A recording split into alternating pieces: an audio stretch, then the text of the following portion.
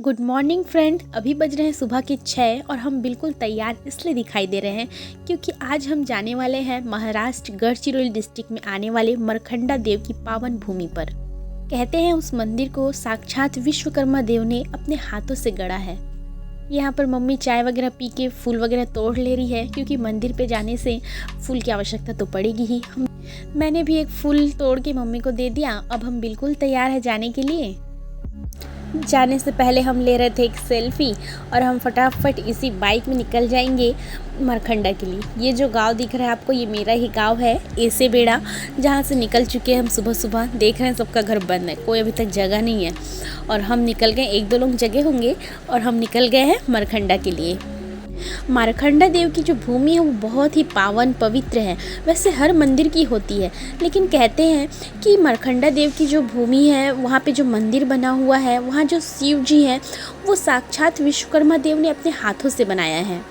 हम बंगालियों में जो चैत्र का माह होता है वो शिव जी को समर्पित किया जाता है, तो इसी उपलक्ष्य में हम भी निकल पड़ते हैं शिव जी के दर्शन के लिए मरखंडा। तो चलिए आप लोग भी हमारे साथ बने रहिए और वहाँ की दिव्य भूमि के दर्शन कर लीजिए। अभी हम तीन एक ही बाइक पर सवार होकर लंबा सफ़र तय करने वाले हैं। निकल पड़े हम महाराष्ट्र के लिए। छत्तीसगढ़ बॉर्डर पार करते ही महाराष्ट्र के घने जंगलों को पार करके हम आ गए हैं इस छोटे से गांव में। ये गांव रास्ते के किनारे पे ही बसा हुआ है और महाराष्ट्र के बॉर्डर में एंट्री करते ही जितने भी गांव आते हैं ना, सारे गांव के अंदर बहुत सारे ब्रेकर्स हैं। इन सारे ब्रेकर्स को हम पार करते हुए धीरे धीरे आगे बढ़ रहे हैं। जब भी मैं इस रोड में आती हूँ ना, यहाँ का हरियाली देख के मुझे बहुत ही अच्छा लगता है। मतलब दूसरे शहरों की ओर जाओ ना तो सांस लेने में दिक्कत होती है, लेकिन यहाँ की देखिए ना आप, कितने सारे ताल के पेड़ दिखाई दे रहे हैं, तालाब दिखाई दे रहा है, बहुत ही हरा भरा रहता है। पूरा रास्ता ऐसा था, जंगल आ रहे थे, उस जंगल से मुझे डर नहीं, मुझे ऐसा लग रहा था सुबह सुबह कितनी सारी साफ ताज़ी हवा मिल रही थी। बहुत ही दिल अच्छा लग रहा था, बहुत ही खुश लग रहा था। हर जगह जिधर भी नज़र जा रही थी सिर्फ हरियाली और हरियाली। जो छोटे छोटे गांव हैं वो थोड़े ही दूर तक थे, फिर जंगल आ जाता था, जैसे कि आप वीडियो में देख ही रहे हैं। इन सारे जंगलों को पार करते हुए हम आगे बढ़ ही रहे थे। तभी हमें ये पेड़ दिखाई देता है जिसमें बहुत सारे फल थे, तो हम भी रुक के 2-4 सेल्फी ले लेते हैं। थोड़ा आराम भी ज़रूरी है क्योंकि सफ़र बहुत लंबा था। जंगल में माँ को दिखा ये छोटा सा फूल, तो माँ कहती है नथनी के जैसा है, देखो कितना प्यारा सा फूल है। 136 किलोमीटर और 3 घंटे के लगातार सफ़र के बाद हम पहुंच जाते हैं मरखंडा देव की पावन भूमि पर। यहाँ पहुंचते ही मतलब मन खुश हो गया था। मेरा बहुत दिन से, मेरा ही क्या, मम्मी का, हम दोनों का, हम सबका बहुत दिन से इच्छा था कि हम मरखंडा देव की भूमि पर जाएं, वहाँ के मंदिर को देखें। यहाँ पहुँचते ही हमें दिखा एक शादी हो रही थी, बारात जा रहा था। देख के थोड़ा सा और मज़ा आ गया क्योंकि गाने वगैरह बज रहे थे। हम लगभग 9 बजे पहुँच चुके थे। तो यहाँ देखिए आप कि एक भी शॉप खुली नहीं है, सब बंद है। अभी 2-4 खुल रही हैं और अधिकतर बंद है। फिर हम देखने लगे कि गाड़ी को कहाँ पार्क करना है, पूरे जगह का मुआयना कर रहे थे क्योंकि हमारे लिए भी ये बिल्कुल नया था। फाइनली हम पहुंच जाते हैं। गाड़ी पार्किंग के बाद हम बनवा रहे हैं प्रसाद कि मंदिर में क्या प्रसाद चढ़ाना है। शॉप वाले से बात करने के बाद पता चला कि नदी किधर से जाना है, प्रसाद में क्या लेके जाना है, तो हम फटाफट से प्रसाद बनवा लेते हैं, खरीद लेते हैं।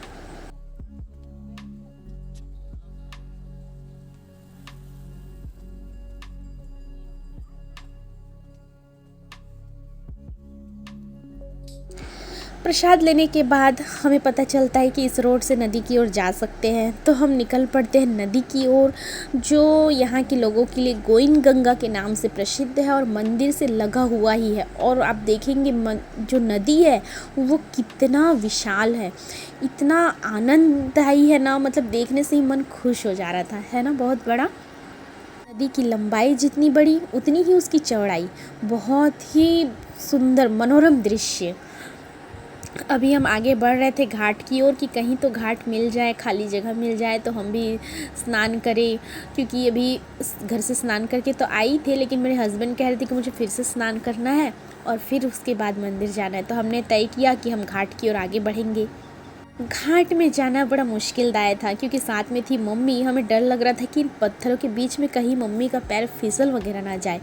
तो फाइनली ऐसा कुछ भी नहीं हुआ, अच्छे से हम बचते बचाते देखिए कैसे पहाड़ से पार करते हुए हम एक घाट की ओर जा रहे हैं ताकि थोड़ा सा खाली जगह मिल जाए, क्योंकि यहाँ हम तीनों के अलावा बहुत ज़्यादा संख्या में लोग थे और सब स्नान कर रहे थे। तो मम्मी ने फाइनली डिसाइड किया कि पास वाले घाट में उतर जाए। फाइनली हर हर महादेव का नारा लगाते हुए हम भी उतर जाते हैं पानी में, गोविंद गंगा के पवित्र पानी में स्नान करने के लिए। मेरा तो मन कर रहा था कि इस नदी के बहते हुए पानी को देखते ही रहूं। कितनी बाधाएं हैं ना, फिर भी नदी का पानी सिर्फ आगे ही जा रहा है। क्या सिखाता है हमें कि कितनी भी मुश्किलें आए सिर्फ आगे बढ़ो, अपनी लहरों को इतनी तेज रखो कि कोई भी हवा उसे धकेल ना पाए, सिर्फ आगे बढ़ना है। देख के बड़ा मन में सुकून आ रहा था। इसके बाद हम आगे बढ़ते हैं, फाइनली मंदिर के द्वार पर पहुंच जाते हैं। यहाँ से शुरू होता है मंदिर का भव्य दर्शन। पूरा मंदिर पत्थरों से बना हुआ है और यहाँ पे मनुष्य के द्वारा कोई भी कंस्ट्रक्शन का काम नहीं किया गया है।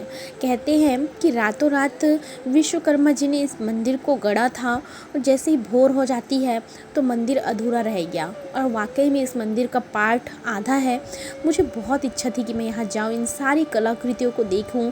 आप भी ध्यान से देखिए ये जो कलाकृतियाँ हैं कितनी शानदार हैं। यहाँ जाने के बाद वाकई में यकीन हुआ कि ये जो पत्थरों के बने हुए कलाकृतियाँ हैं, फर्श है, ये मनुष्य के द्वारा नहीं बनाया गया है। ऐसा मुझे भी एहसास हुआ।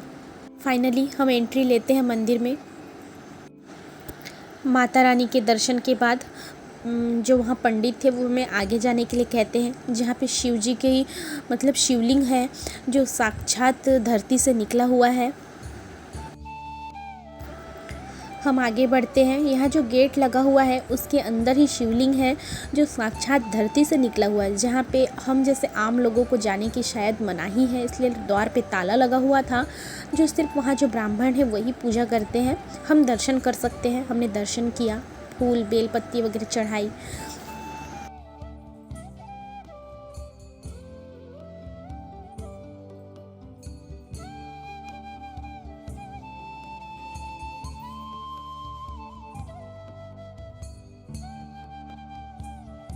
चलिए मैं आपको दर्शन कराती हूँ वही भव्य शिवलिंग का जो धरती से आया है, निकला हुआ है। ये वही शिवलिंग है। मंदिर के हर कोने कोने में इतनी सुंदर पत्थरों की नक्काशी बनी हुई है। आप देख रहे हैं वीडियो में कितनी सुंदर मूर्तियाँ हैं। मेरा तो मन मतलब बचपन से था ऐसे दिव्य मूर्तियों को देखने का, नक्काशियों को देखने का। मेरा सही में यहाँ जाने के बाद ना मन में एक अजीब सा सुकून था और वो सुकून अभी भी है।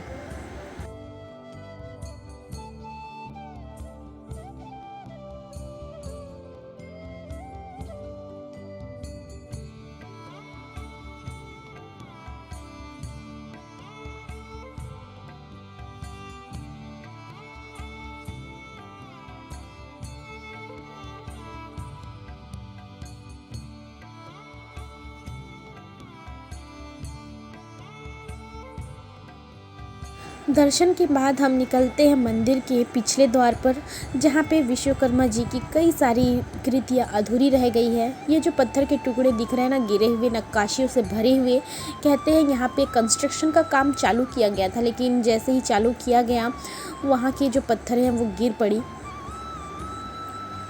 देखिए ये नक्काशियाँ कितनी बेहतरीन हैं। मंदिर का वो हिस्सा जो अधूरा रह गया था, कहते हैं सूरज निकलने के बाद विश्वकर्मा देव ने बनाना बंद कर दिया, वो गायब हो गए, विलीन हो गए।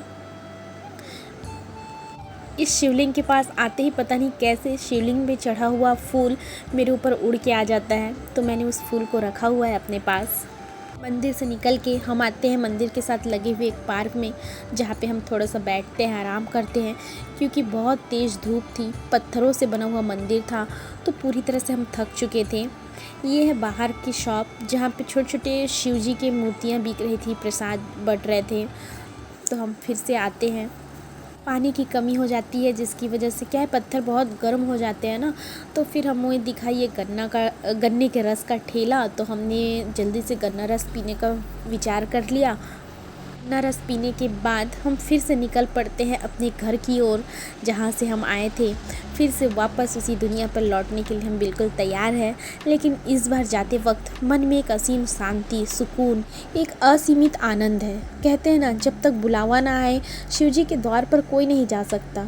तो आज बुलावा आया था और शिव जी के दर्शन हो गए, बहुत ही आनंद था। हम लौट चल रहे हैं, गाड़ी तेज रफ्तार पकड़ चुकी है अपने घर की ओर। इस आनंद को, शिव जी की तस्वीर को मन में बसा के हम अपने घर की ओर लौट रहे हैं। ना जाने फिर कब इन हरी भरी वादियों को देखने का मौका मिलेगा, ना जाने कब फिर से शिव जी के दर्शन होंगे। आस है फिर से हम आएंगे शिव जी के दर्शन के लिए। इसी आस के साथ हम पहुंच जाते हैं छत्तीसगढ़ बॉर्डर पर फिर से। अगर आपको मेरा ये वीडियो अच्छा लगे तो प्लीज़ मेरे चैनल को लाइक, शेयर एंड सब्सक्राइब कीजिए। Thank you.